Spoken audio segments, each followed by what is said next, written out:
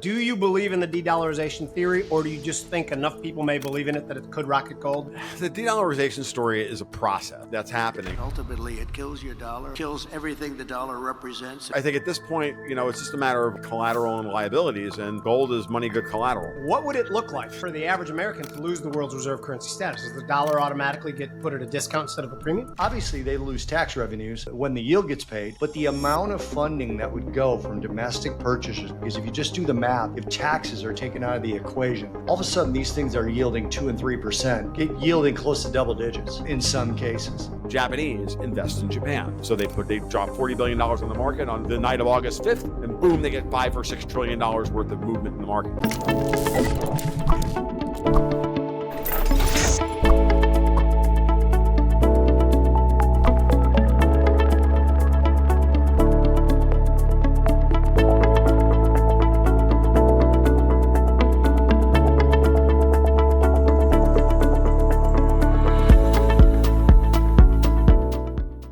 This is the Futures Edge. I am Jim Iuorio. That's Bob Iaccino. That is Tom Luongo, who is the writer of the Substack called Gold, Goats, and Guns, and the podcast Gold, Goats, and Guns. Brilliant guy. We're going to talk about gold, goats, and guns. Also, thank you people all for being here. Remember, our sponsor, Hardcore Italians.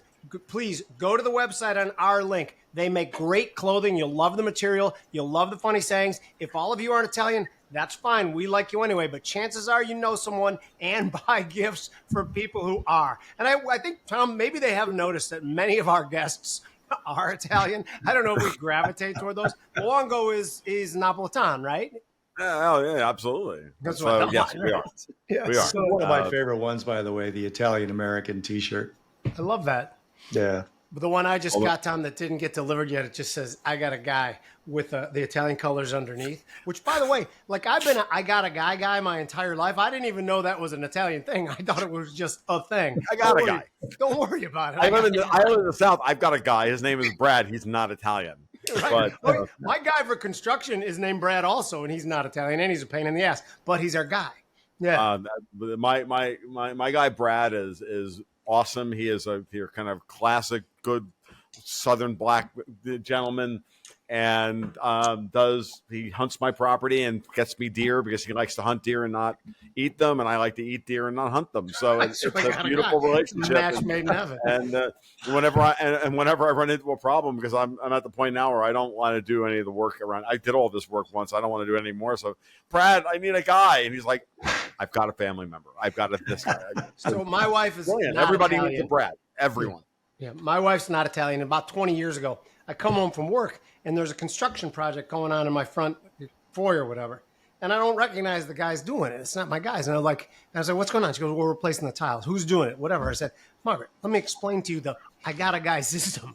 You have to use the guy. You can't. Now we have to lie about it and say I did it myself or something like that, which is absurd. Right. It was funny growing up with an Italian father who was always like, when he started making, middle class level money and wanted to do things to his house, he's always like, hey, I want to put up a fence. I got to find an Italian bricklayer. Like, you want a brick fence? Of course. Be like the block stones with the swirly things in the middle. Yeah, absolutely. The stone fence.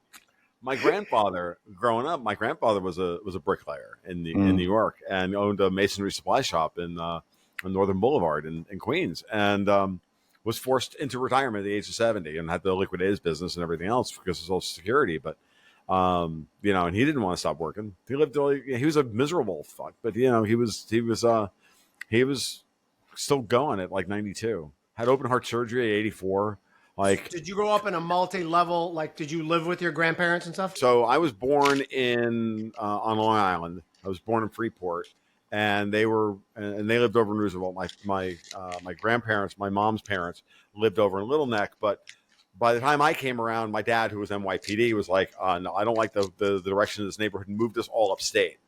And so I grew up in the burbs up in Orange County, and my grandparents would come visit all the time, and we come down and visit them. Eventually, my grandfather had a stroke at one point, and they had to live with us for a few months, and things like that. But no, I lived in a basic bi-level in the burbs in upstate New York. Bobby lived with his parents who were off the boat, spoke Italian in the house. My home that I grew up in was owned by my grandfather as well. So he and my father spoke Italian all the time. So it was very, very, I think, which by the way, we moved from the Little Italy neighborhood in Chicago in 65 out to the suburbs, but so did half the freaking Little Italy neighborhood. On our block, there was 5 in Palatine. There was 5 off the boat Italian families. All the old men had their big gardens in the field. It was pretty funny. Yeah.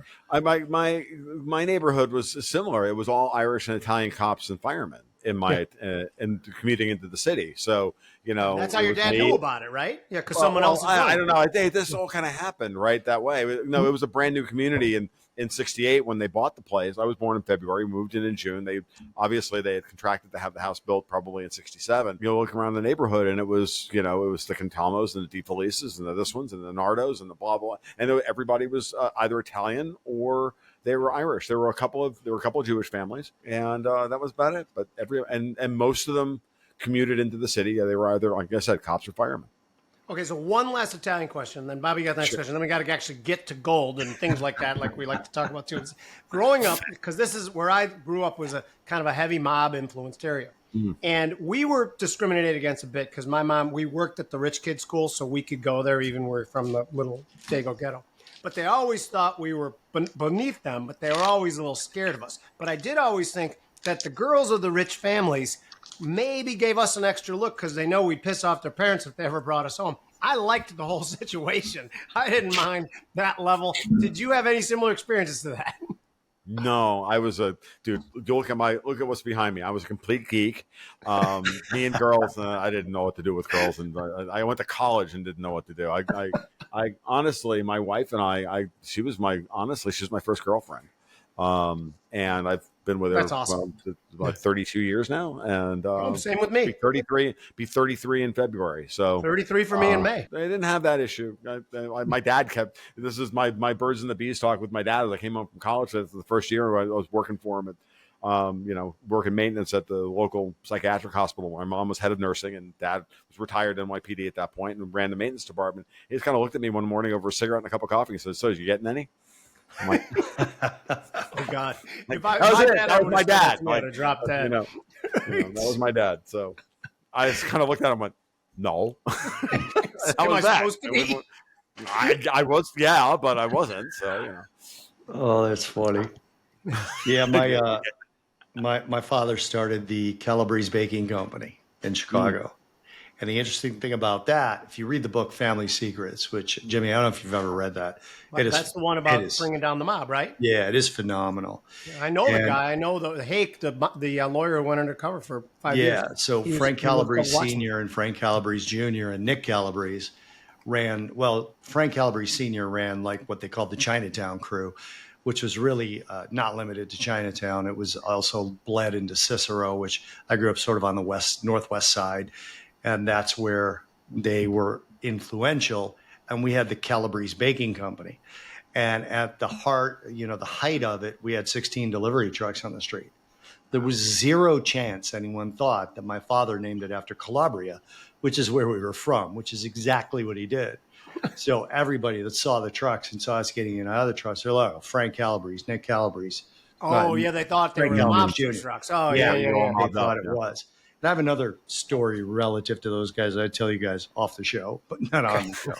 Okay, let's get. I've seen some of your tweets of the last couple of days involve gold, involve talking about the potential de-dollarization, nonsense or not nonsense. Right. Bobby and I have been gold bugs, almost you'd call us, for how much we've talked about it over the last 2 years, and fundamentally why we want to own it, and fundamentally it's done pretty damn well. Do you believe in the de-dollarization theory, or do you just think enough people may believe in it that it could rocket gold? What do you think?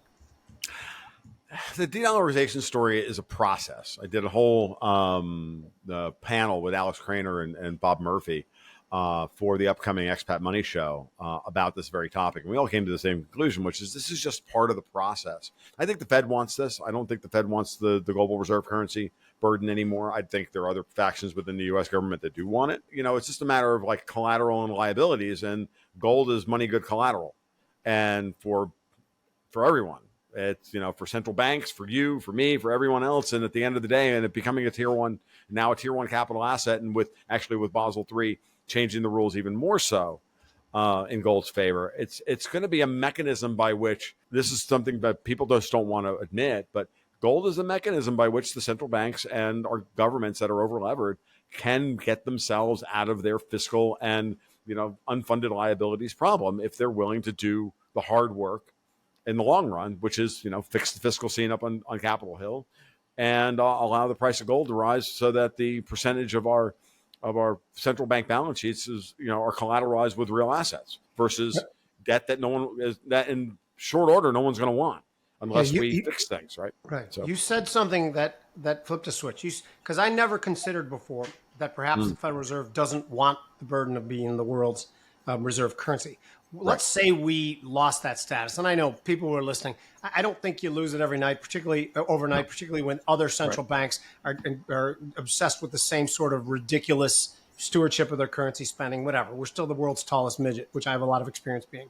But the point is that, thanks for the smiles, boys. But the point is that what would it look like for the average American to lose the world's reserve currency status? Does the dollar automatically get put at a discount instead of a premium?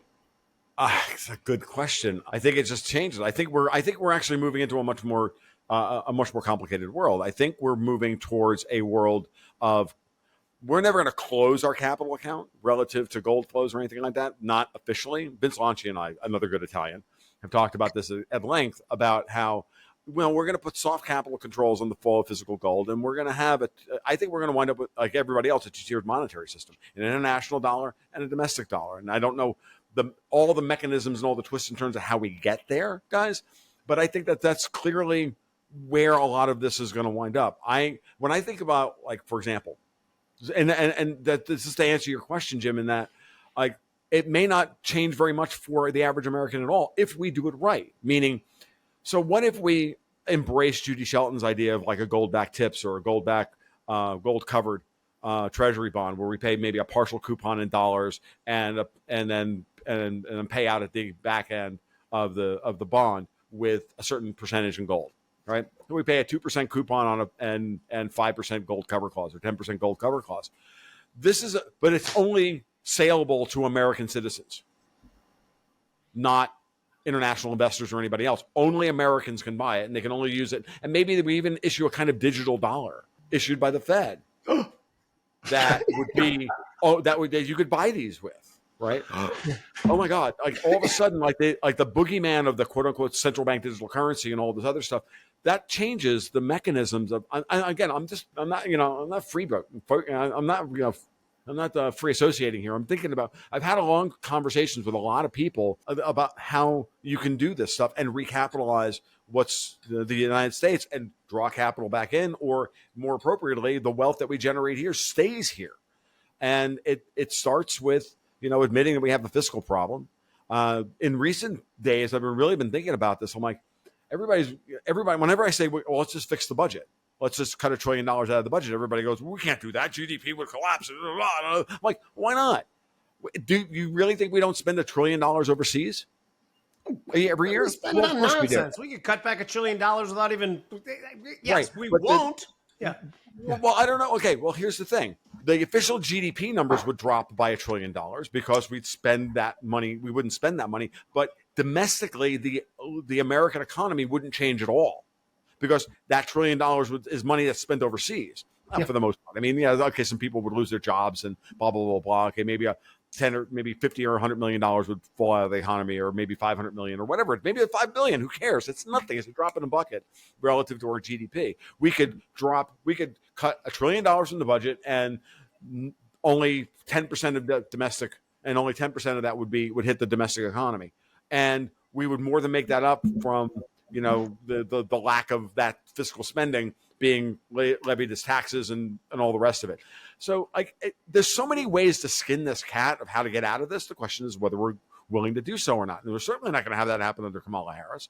But I think that we're starting to really see some movement at the edges about what the plan is and who Trump has got around him and whatnot. I think we're beginning to see that is part of the plan. And that has certainly our European partners very, very worried because they don't want that at all.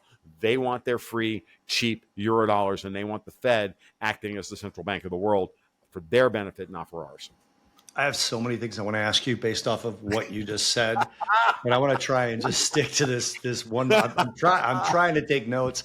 I can't take it fast enough to remember my questions, but Sure. in terms of de-dollarization, somebody asked me the other day if I believed it was going to happen, and it happened to be the father of a couple has a newborn baby that we're friends with. This baby's 6 months old, and I said, "Look, your daughter's going to have a 40th birthday, but I ain't going to see it."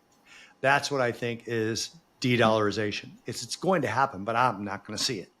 Right, now, that may mean 40 years from now, which should concern you for your kids and your grandkids to a certain degree, depending on how we do it, like you just said. Do you guys think I'm nuts in saying that? And then the second part, and this is for both of you, and the second part of the question is, obviously the BRICS, it's my view that affecting Russia's ability to enter the SWIFT banking system is accelerating de-dollarization. I don't think that's a crazy thing to say, right? Nope. When we kick them off SWIFT, the rest of the world goes, wow, they can do that shit to us too. We better start having a backup plan. Now you look at BRICS, South Africa's in BRICS, right? There's another African, Egypt is in BRICS. There might be another African nation. South Africa is a huge gold producer. Like Ghana is a huge gold producer. Do you think they could somehow capture that gold production to assist in their sort of gold backing and reduce the gold production available to the rest of the world, thus boosting the price of something the three of us own? Yeah. You don't think that's part of the? That's all I you need. don't think that? You don't think that that's part of it? Of course. What it is that it's this. In order for the gold trade, which has been centered in Chicago and London and Zurich, to move to other places, now Dubai. Notice that the UAE is also in the BRICS. Very important linchpin here. They're going to be the freaking London of the BRICS. Let's make it easy, or the Zurich of the BRICS. But in order for that to happen, you have to build the entire infrastructure. You have to have the vaulting. You have to have the supply chain for handling that amount of gold. And then, of course, you have to have Russian ports. In places like Ethiopia. You have to have, and Ethiopia is the other country in the BRICS, by the way. Ethiopia is a very important cog in this as well. So yeah, they're another country in BRICS. And then you've got all of this, and then once the gold is mined and refined and bought, and then it can move, and then as long as there's a supply chain to bring it back to where it needs to go, yeah. And as the Brits would say, and there's Bob's your uncle, and you've got a supply chain, and then you can move that market somewhere else. At the same time, as Vince has talked about it, you can see that he thinks, and I don't disagree with him, that the COMEX and the LBMA are being purposefully drained. Like in the United States, we're moving away from using the COMEX as a means by which to set the gold price at the margin, and we want to move that into GLD and SLV. In that way, because they don't actually have any physical delivery. I mean, unless it goes to a trusted intermediary, which in this case would be JP Morgan, right? And JP Morgan is going to do whatever the government or tells them to do. And it's going to be negotiated off exchange transactions between the United States and any gold we produce or any gold we have and another entity. And it's going to be a negotiated political settlement. Whereas if you want to speculate on the price of gold, and you need to, for FX reasons, you can use GLD and options on GLD and SLV, and there you go. And then we can just take that out of the market because that's so much of the actual gold and silver activity on the COMEX and then to a lesser extent now the LBMA. That's the way I think and again, that creates a kind of two-tiered gold system as well, right? There's the physical market, which is tightly controlled, and there's the futures market and the FX speculation market for people to be able to hedge their FX risk and all that stuff. So that stuff just makes that it's clear that that's where we're headed, and you can see why these things are. So all these little bits and pieces are happening. The BRICS are putting together their supply chain so that they have a steady supply of gold, so that the central banks in each of those countries can settle their trade on a quarterly or annual basis. They're going to use this thing called the unit. They're going to announce it next month at Kazan at the BRICS summit. But we have a bunch, but the BRICS themselves have a bunch of people who are, sniping, who are of what's the word I'm looking for? Dubious loyalty to the BRICS itself. Yeah. You've got Lula in Brazil now. You've got South Africa and their relationship with Israel over the International Court of Justice, the genocide thing. You've got the Brits are clearly putting pressure on India, all through that, on Modi, and there's all sorts of fingerprints of British perfidy and MI6 perfidy all over India, and the amount of schmoozing that the Brits are doing by putting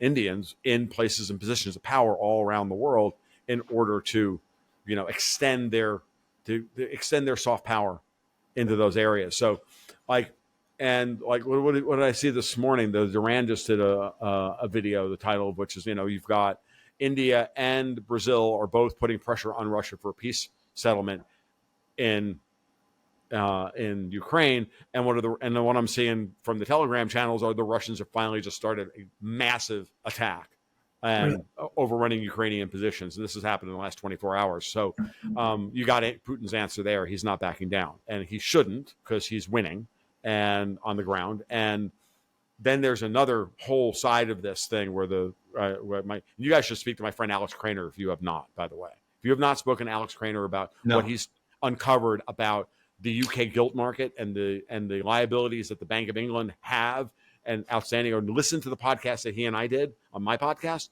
And he's a brilliant researcher and a brilliant commodities guy and all of that. When you start to put those pieces together, you realize that the Brits are they're on the hook as guarantors to the World Bank for most of Ukraine's debt. Wow. They're still, they lost the Bank of England in the gilt crisis of 2022, which cost Liz Truss her job. They traced it down. It's something like $160 billion that the Bank of England lost. Guess who's on the hook to bail out the Bank of England for that money that they lost? It's the British people. The British government, Parliament, has to buy off the debt of the Bank of England. The Bank of England and the British government is subordinate to the Bank of England. So now you've got 40, 60, 80, $100 billion. God knows how much in liabilities, guaranteed liabilities, that the Brits have gotten themselves, over the bus on, or, are in trouble on. And Ukraine is now in technical default. This is what Alex has uncovered. He put the timeline together. Ukraine got a 2-year moratorium at the beginning of the war on all their debt repayments.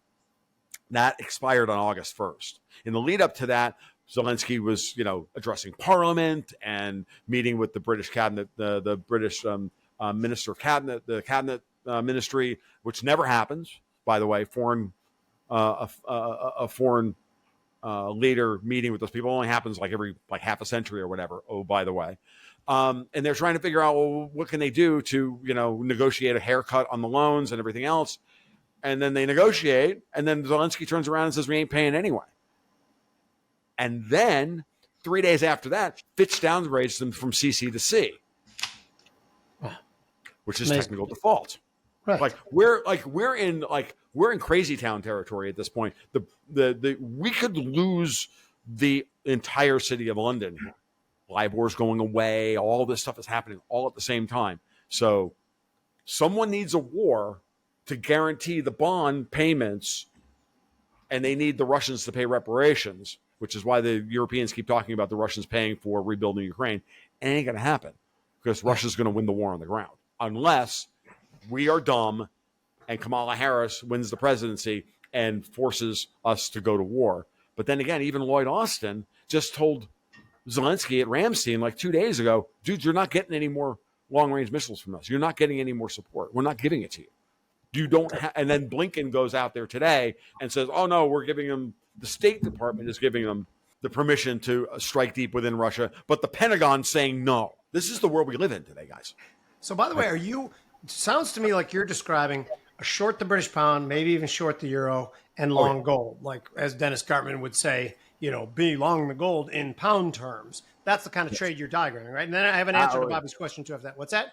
Yeah, no, absolutely. And then I haven't even gotten into Japan yet. Okay. Oh God, we got a lot. We got a lot on that. We've covered them. Yeah, there's some things. But first of all, I wanted to address a couple things, because there's one thing that I don't know if this is a disagreement, but I think you said something mildly that I don't think is going to happen, because you talked about the fact we could just stop spending $1 trillion overseas.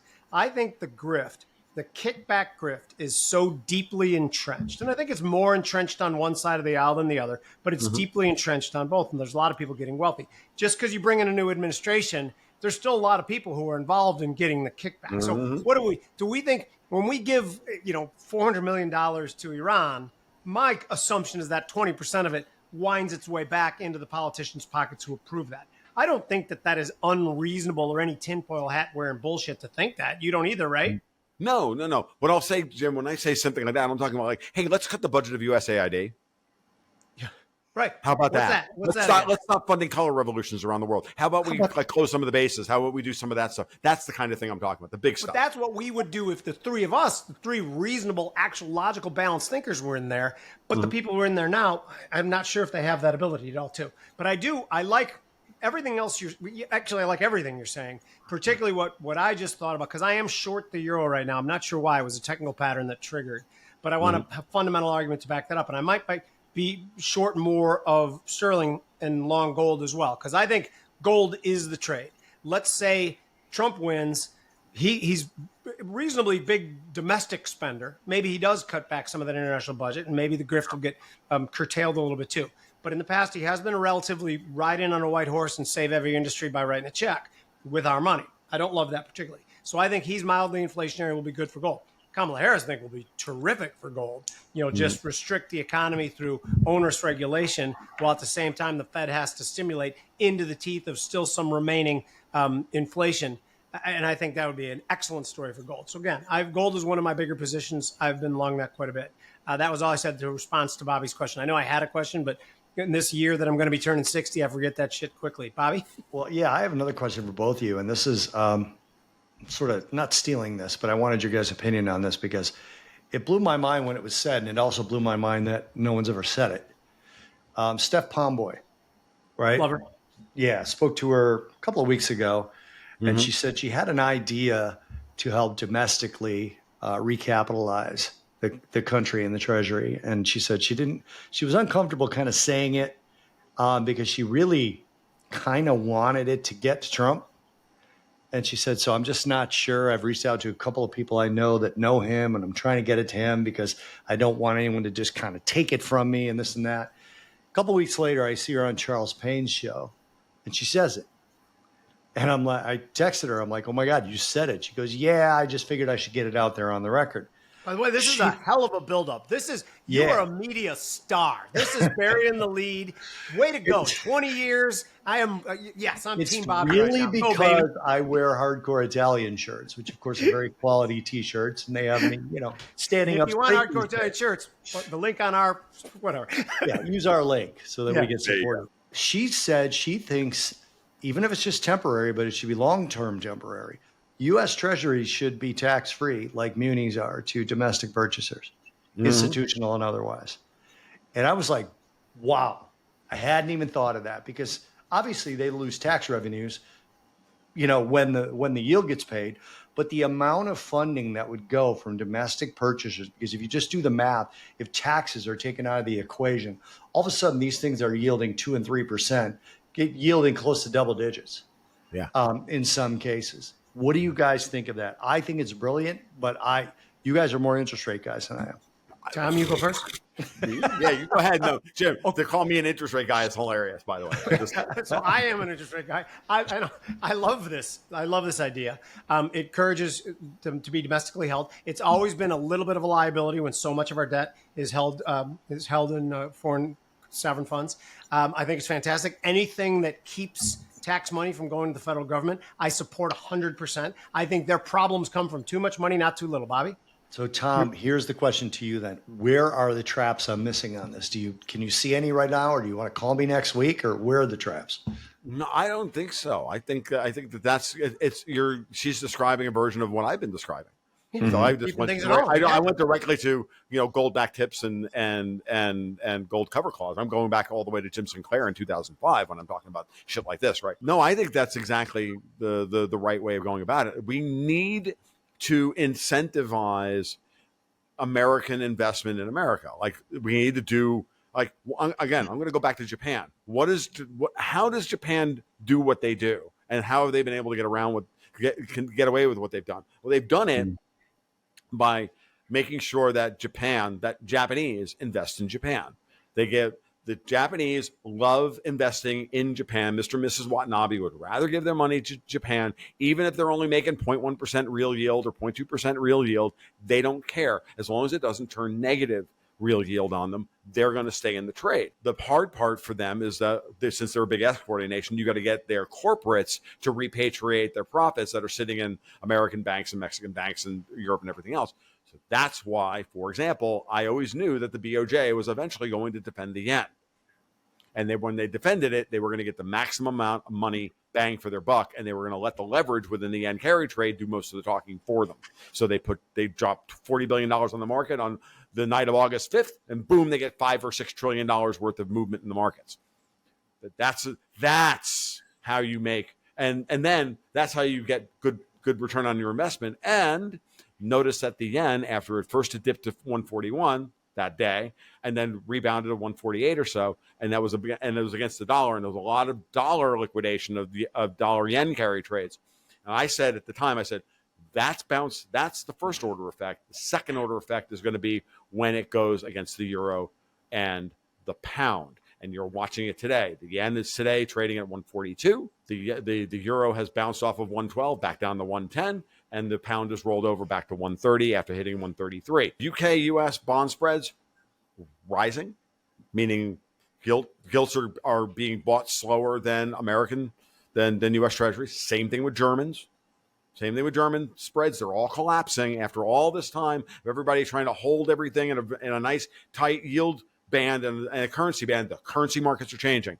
The yen's going into the 120s, high 120, going back to like 125. I think it's going back to 125, and it's going to take the euro and the pound with it.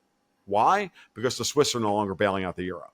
Also, the euro Swiss franc cross has collapsed, has started to move back towards the Swiss franc.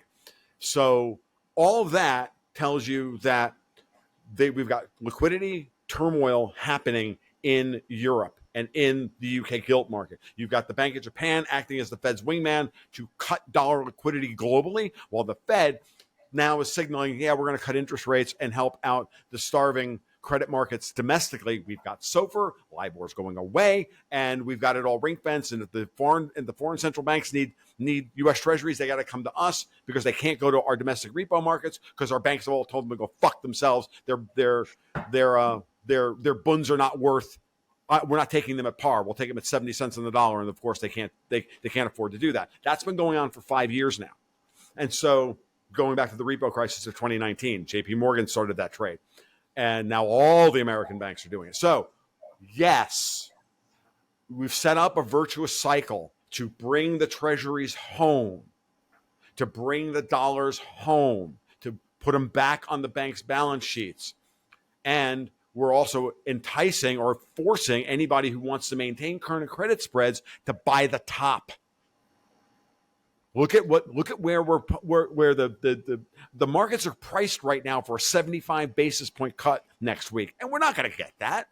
Powell's going to give us maybe 50. He wants to do 25, and so what do you think is going to happen when that happens? If he comes in and he disappoints the markets, how are all these spreads that have been carefully constructed and are still starting to break down? What do you think is going to happen then? It's going to be a massive secondary wave of capital inflow into the U.S. So if we want to do this right, there are multiple ways of having the United States recapitalize itself by simply just acting normally, like a country that actually cares about itself, with monetary and political leadership that cares about the United States first and the United States banking system. It's the only thing that makes any sense. So can there's 18 different ways of doing this. Pick one or two and do two of them.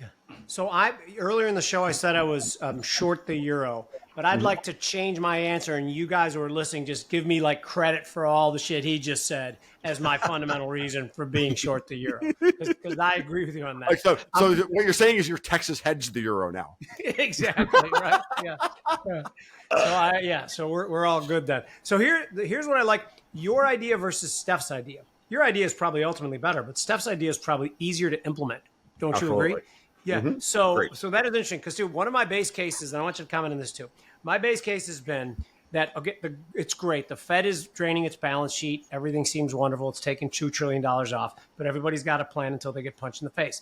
Six out of the last 10 long-term auctions have disappointed. Some significantly so when we go to auction off Treasury bonds. My base case has been that if that ever starts to get out of hand, the Fed quickly pivots from quantitative tightening to quantitative easing and boosts balance sheet again. At that point in time, I think it's not sayonara for the dollar. I hate being hyperbolic or dramatic, but it could be a significant move lower and higher and all the shit that's denominated in dollars. The point is, if you put Steph's thing in there too and increase domestic organic demand, and if that goes for companies too that can invest in U.S. Treasuries and have them be tax-free, I think that's a brilliant plan and could do an end around for the problem I see potentially happening. Do you like that? I agree completely, Jim.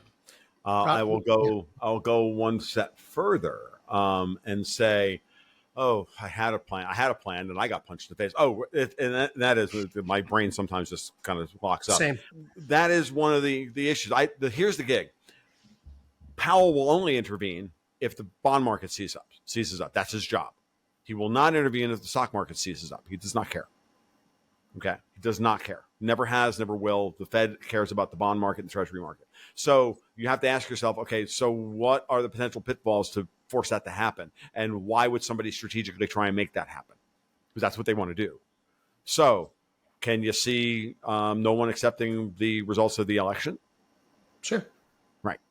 So that's going to be the black swan that's kind of out there saying, okay, we know what they're going to do over. That's what's on the Gantt chart over at Evil Corp Central. That on November 6th we start the no way Trump didn't win the election. We're going to secede from the union. Kamala Harris is still the president. We're not going to give up power. We're not going to do this. We're not going to do this. We're going to turn America into France. We're going to have Macron lose the election twice and still have the government that he wants. Yeah. Right. So this is that'll be prima facie evidence that we're ruled by feckless European communists and not anything else. So that you make a mention, is that WEF you're talking about there, like Klaus Schwab? It's just Davos and the EU and all those. That whole gang. That whole gang. I call them. I go from. Remember, I started the whole Davos meme, right? So it's really funny that everybody now reflects it back at me. So I'm kind of like shifting into like Evil Corp Central because it doesn't really matter if it's the old European money or if it's the old Jews or this one. It doesn't matter. It's those people, and it's a whole group of them, and they're transnational and they don't care. And some of them are Russian, and some of them are Chinese, some of them are from Hong Kong, and some of them are from Singapore, and some of them are Indian, and some of them are American, and some of them are Panamanian. It doesn't really matter. Right? At the end of the day, it's that the globalist impulse to continue the colonization grift that's been going on, centered out of the industrial West for 600 years. It's just the same people. And it doesn't really matter, which one's leading the charge or not leading the charge. So, and that is what that's what we're fighting. And the question that's going to be laid in front of everybody's feet in November is, who do you actually work for? And we know who Eric Swalwell works for. He works for the Chinese. We know who Nancy Pelosi works for. We know who these people work for. But there's going to be a manila folder like slapped on their desk if Trump wins the election. Or even better, there's a massive move in the Senate, like 3 or 4, couple of seats in the Senate that no one's predicting. And the House. And even if the presidential election is, not determined until, freaking March or whatever, I don't even care about that. If that happens, everybody is going to have to kind of look at it like, well, they've been paying me, but, manila folders hit their desk, and now all of a sudden there's the compromat with them, the Chinese agent or the they can't pass the dead hooker live boy test or whatever is going to happen. And that's when everything starts to change. And just watch what's going to happen in November. There's going to be the sounds of millions of millifolders hitting people's desks, and a lot of people were suddenly silent, to quote, to crib Obi-Wan Kenobi. That's what I'm waiting to see if that happens, depending on how the election plays itself out. I want to get into policy. By the way, we think Kathy Hochul works for the Chinese government too now, right? Governor of New York. Back to Steph's things real quick, and then I want to get to policy because this is something I kind of want to end the show with.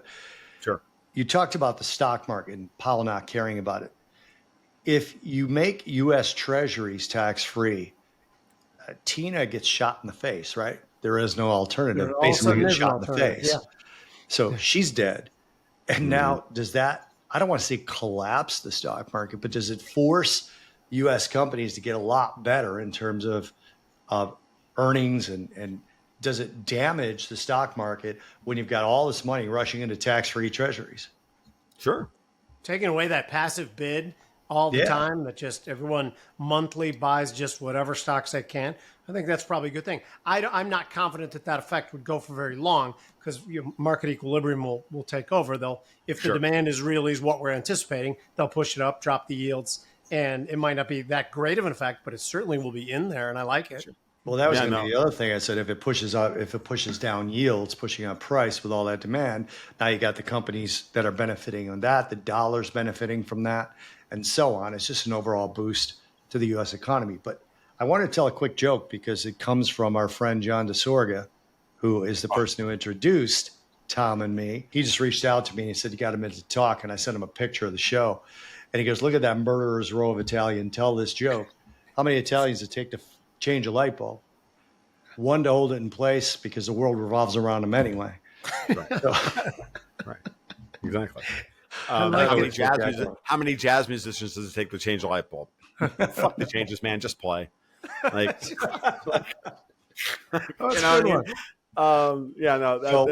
the world does revolve around us because we are the smartest guys in the room. And by the way, there has never been a president with an Italian last name. And by the way, I always joke about this. No one points that out.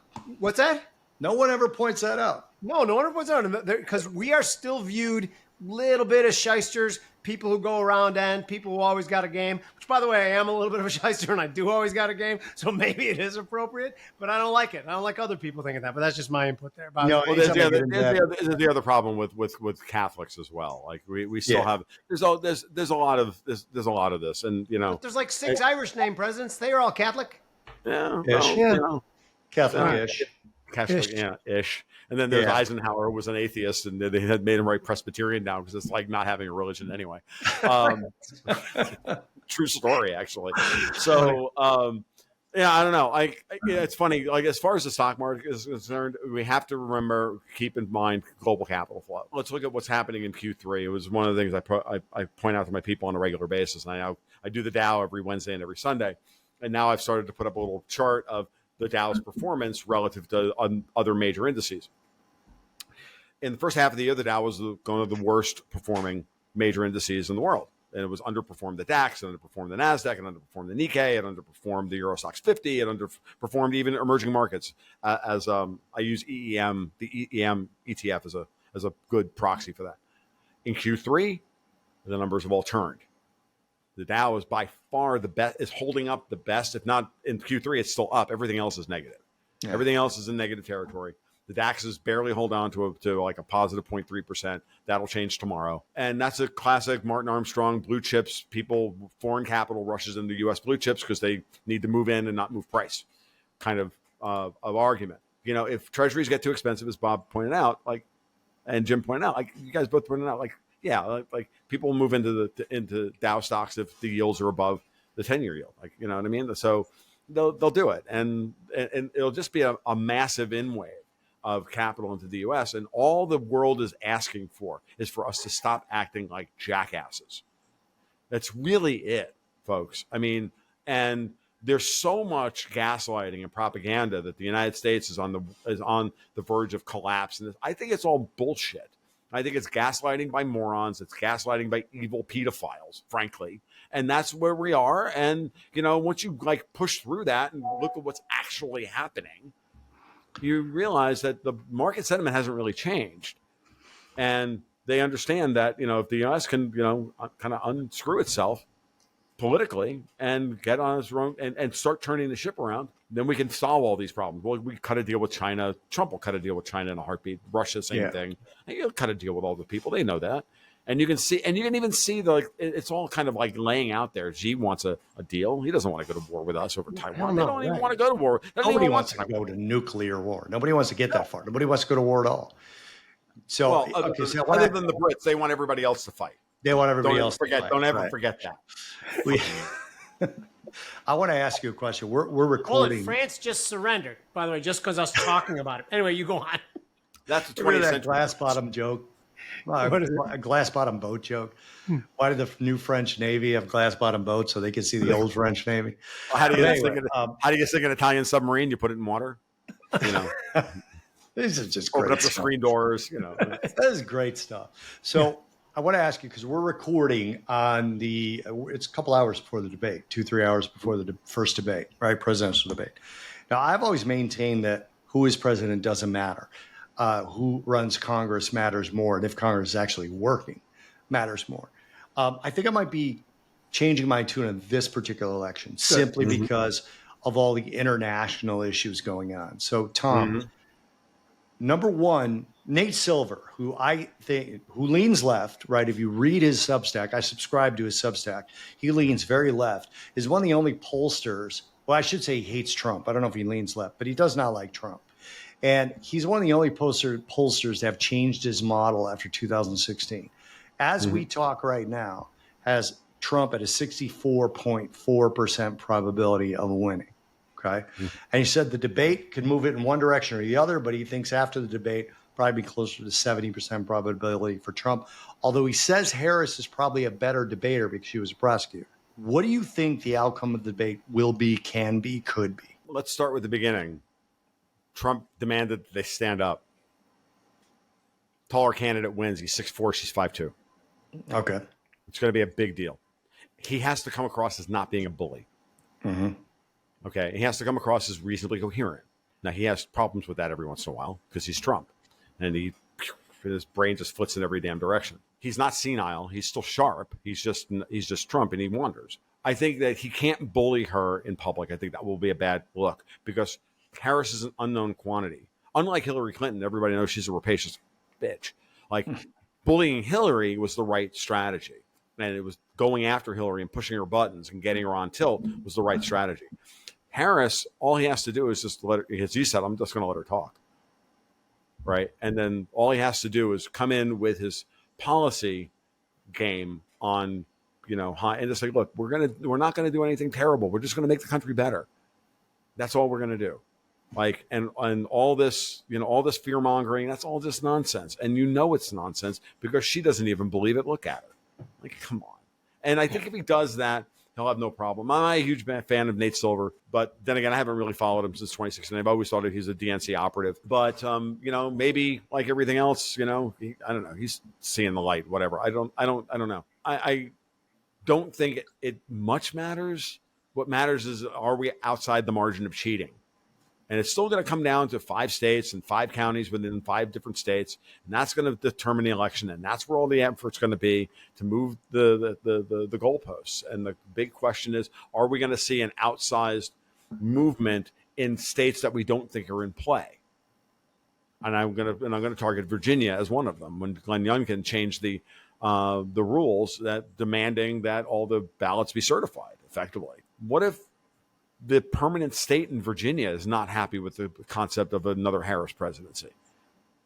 What if we've had a shift within those institutions that normally, but we're all used to the idea that Virginia's red until the last 5% are counted up in the northeastern part of Virginia. But ever notice that it's always the same thing? We get 98% of Virginia. They call it blue, and then the numbers come in, and they stop counting for 2 hours. I got news for you. I live in Florida. I used to watch them do that shit in Broward County. They would start counting Broward and Dade. Then they would stop. They'd wait they'd wait to see what the Panhandle did, and then they'd go, okay, well, we need to manufacture this number of votes in Miami, Dade, and Broward, and then they, and if they could manufacture those votes, they manufactured the votes, and they called it for whomever they called it for the Democrat, and if not, they finally called it for So for the are you Republican. saying, Tom, that there's a chance that the Democrats are going to aim their cheating into the wrong places, and they should be aiming them into The Virginia? other thing I'm saying is that they've always cheated in Virginia. Yeah. That's what I'm saying. Okay. And Yeah, that we're used to this idea that, remember, they tried to meme into existence the idea that Florida was purple. Florida was never purple. It was never anything less than +4 Republican. Now it's +10, and it'll be reported as +6 because they have to keep the narratives alive. It's the same thing with Virginia. I don't believe that Virginia is +5 Democrat. I've never believed that. But what if it's, I don't know that it's red, right? But I know that it's not +5 Democrat. That's what I'm saying. And I was at a dinner party the other night, and there was a couple people there with the cheating and the corruption election. And I said, if we had a scale of 0 to 100 of how sure I was that the election was corrupted in a significant way, 100, I would bet my entire net worth against your dollar if we had the answer in an envelope right here conclusively of whether or not the election was corrupted in a significant manner. I'd bet every penny I had against it. It's unreasonable to think otherwise when you look at all the things that have come up. Bobby, do you agree with that sentiment as well? Maybe not 100, but do you agree with it too? I do. I would say that I would be curious as to who's putting the answer in the envelope. Well, no, I'm saying God put it in the envelope. Yeah. Just No. God. Yeah. And God we trust. All others need to verify. I saw recently, and I don't remember who it was, but somebody put out there that they say, look, everybody in politics knows that the Democrats, what the Republican operatives call a margin of cheat, and they know they have to win by 3 or 4% in order to tie, because there's a certain level that they can't cheat past. Right. So, and they said that's widely accepted in Republican politics and not really denied in casual Democratic politics. And I just, I don't want to run around saying that they always cheat, even though in private I do, and I guess I just said it. But nobody watches this show. Yeah. Don't worry about it. It's just you end up in a situation where you're like, it's just not possible that you could fight against voter ID and fight against voter certification unless you want to cheat. I'm saying that as an Italian guy wearing an Italian shirt, right? To me, it's like, look, if I fight against something, it's because that something has an advantage from me. Yeah. Right. That's what it is, right? Yeah. And basically, that's just human nature. It's not even red versus blue. Can I change the topic real quick because we got about 2 minutes left? You mentioned something before. You said run by a bunch of pedos. This is something that I've learned from Dave Collum. He's a good friend of mine. I will go down any rabbit hole I feel like. Now. That's fine. I'm good. Try to cancel me. So this is one of the things I've been beating my head against the wall for about the last 6 months. Okay. Remember in 2016, all of us thought this crazy QAnon Pizzagate bullshit came out. And I'm like, it sounds ridiculous. It sounds crazy. As the years wore on, every domino in that whole thing began to fall, pointing to the fact that it's a true story. And now when you mention it to Democrats, they're like, yeah, but it wasn't run out of a pizza place. Who gives a flying shit if it was run out of a pizza place or not? We were talking about a court case that it was proven conclusively beyond a reasonable doubt. It was a criminal case that there was a high-level elite pedophile ring that we're not being allowed to see who was there. QAnon was 100% right. Am I wrong, or what is wrong with these people? Yeah. Run out of a dumpling. I got nothing. Obviously, it doesn't. I mean, look.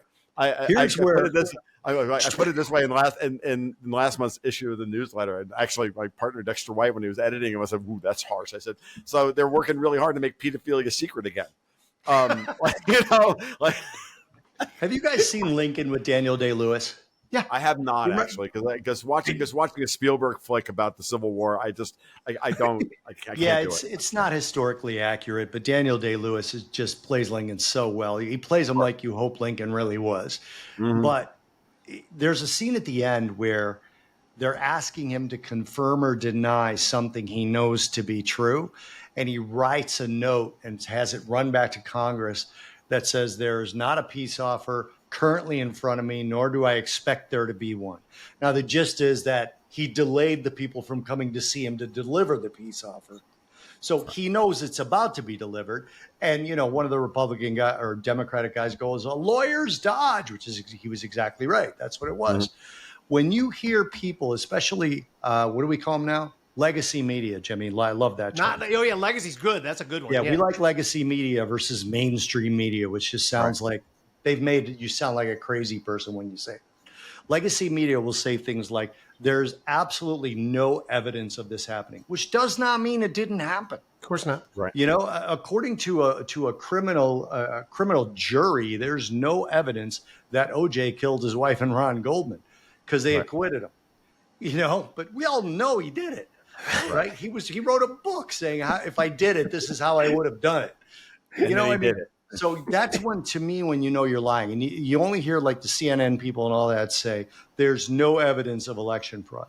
Well, there was also no evidence of Russia taking the side of Trump during the 2016 election. They certainly ran with that fault. But they sure as hell believe that. Right. So it's like that's where I fall on election meddling and all that. I mean, of course it happens. Just tell me there's no evidence, right? There's also no evidence in this current context that I'm 6'2". Right. All right. How tall are you, Tom? I'm 6'2". I am. I'm 5'11" because I don't. Really? I don't know how to lie, right? And I couldn't come up with a good quip. Like I don't. Yeah. So no, I'm 5'9". I mean, it. I'm lying. Obviously, I'm 5'9". I lie and say I'm 5'9". Right, exactly. 5'9" is like regular height. If I was 5'9" and a little broader shoulders, I wouldn't feel like a little guy all the time, and I wouldn't be barking at people's heels. But I'm not. I'm kind of a classic 5'11" brick shithouse style. Perfect. That's a good size to be. Okay, let's call it. One last sort of election question. I believe people are single issue voters, and my single issue is me. Do you understand why anybody thinks anything different than that? Like, why is it literally just TDS? I think that people vote against their best interests all the time. But I think your best interest sometimes lies with the Democrats. They tend to have to stunt economic growth through regulations, so the Fed throws money at it, which ends up in rich people's pockets. I think that Barack Obama made me a metric crap ton of money by having this onerous regulatory environment causing the Fed to keep rates inorganically low for so long. So I don't agree. I rarely disagree with you, but I think my best interests are Democrats winning, and I never will vote for Democrats. Tom, you want to give the last word? I don't like to vote because I don't like to encourage them. But in this particular election, I will vote again, third time for Trump, and they'll be and it's because in the long term interest, and that's the way I look at this stuff. Trump is clearly the right candidate. In the short term, he's clearly the right candidate. I agree with you 100%. Yeah, on this one, but it's not about but I don't vote my portfolio either. No. Like because I don't really have one. I buy a bunch of gold and I stick it in the ground and I feed my dogs and. By the way, he just made me switch back to agreeing with you because in the short and medium term, they make me money. But what I'm saying with the long term, that problem that could exist at the end of the tracks that the train is careening to, I don't want to get there with the Democrats. I like that answer. Yeah. I have an 18-year-old daughter. Yeah, exactly. I do not want these people in power anymore because they want to draft her and send her into a shithole in Ukraine to fight for the Bank of England. And I'm saying no. Yeah. Period. Okay. We got to have a whole nother visit by you to go over this Bank of England thing. Yeah, I know. We don't have time. By the way, this has been the Futures Edge Show. I'm Jim Iuorio. That's Bob Iaccino. Tom Luongo. Guns, Goats. Gold, Goats, and Guns. Fabulous podcast. Fabulous Substack. Please look them up on Twitter. Where else can they find you?